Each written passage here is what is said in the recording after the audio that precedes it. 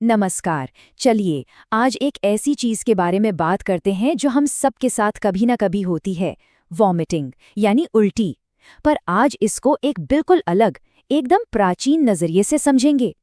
तो देखिए, उल्टी होना हम सब इससे गुजरे हैं, है ना? और अक्सर सोचते हैं कि अरे, पेट में कुछ गड़बड़ होगी, बस एक सिम्टम है। लेकिन क्या ये सच में सिर्फ एक सिम्टम है या इसके पीछे कोई बहुत गहरा साइंस है?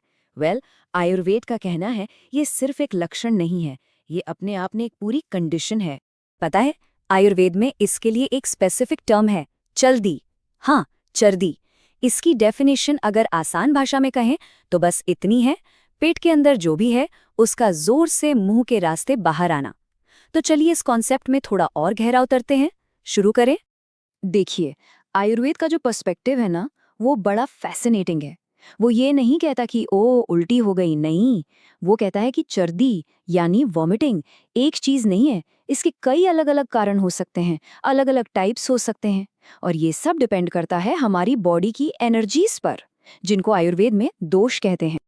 अच्छा, अब यहाँ स्क्रीन पर जो दिख रहा है वो आपसे शेयर करना जरूरी है। ये सीधे हजारों साल पुराने ग्रंथों से हैं। मतलब हम ओरिजिनल सोर्स टेक्स्ट देख रहे हैं। और ये टेक्स्ट साफ साफ बताता है कि चर्दी को 5, जी हाँ, 5 अलग अलग कैटेगरीज में बांटा गया था। जरा सोचिए उस जमाने में कितना डिटेल्ड एनालिसिस था। तो सवाल ये है कि आखिर ये 5 टाइप्स हैं कौन से? बस यही तो इस पूरे विश्लेषण का कोर है।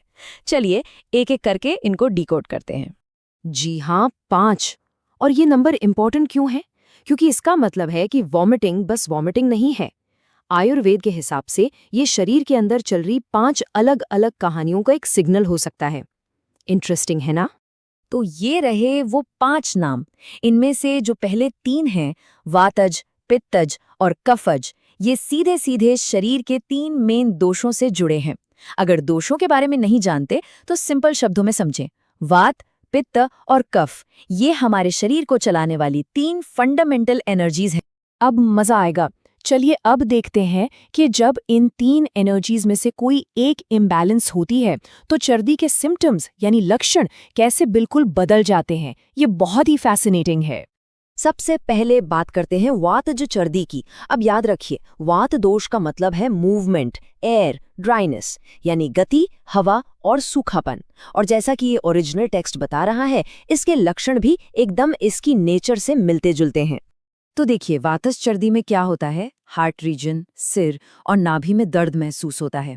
इसके अलावा खांसी भी होगी, आवाज भारी हो जाएगी और मुंह एकदम सूख जाएगा। और सबसे इम्पॉर्टेंट, जो वॉमिट है वो बहुत कम, झाग वाली और डार्क कलर की होगी। साफ पता चल रहा है ना? ये सब वात की ड्राई और लाइट नेचर को ही तो दिखा रहा है। ओके, अब आते हैं पित्तज चर्दी पर। पित्त दोष यानी फायर, हीट, मेटाबॉलिज्म, हमारे शरीर की अग्नि। तो जाहिर सी बात है, इसके लक्षण भी आग जैसे ही गरम और तीखे होंगे, बिल्कुल जैसा इस मूल पाठ ने लिखा है। पित्तज चर्दी के सिम्टम्स पे गौर कीजिए। बेहोशी, जबरदस्त प्यास और सिर, मुंह के ऊपर और आंखों में एक जलन सी महसूस होती है। चक्कर आना और एक अजीब सा एहसास के जैसे मुंह से धुआं निकल रहा हो। और वॉमिट का कलर येलो, ग्रीन या डार्क, और टेस्ट में बिल्कुल कड़वा।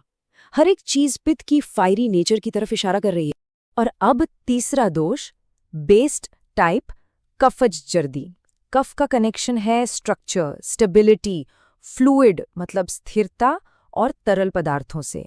तो आसान है, इसके लक्षण भी इसकी हैवी और स्टिकी नेचर को ही रिफ्लेक्ट करेंगे।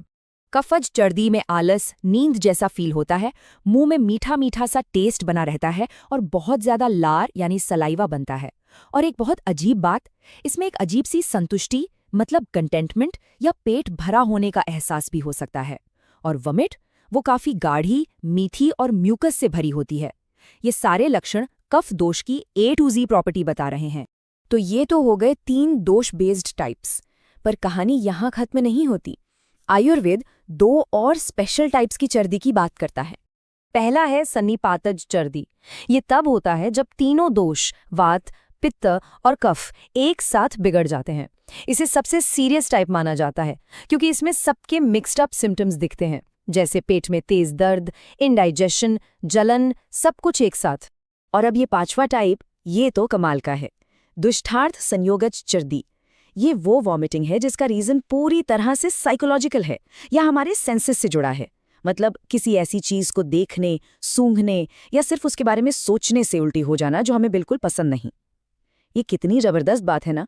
ये दिखाता है कि उस समय भी माइंड बॉडी कनेक्शन को कितनी गहराई से समझा जाता था। तो ठीक है, जब डायग्नोसिस इतना डिटेल्ड है तो ट्रीटमेंट का क्या, इलाज कैसे होता है?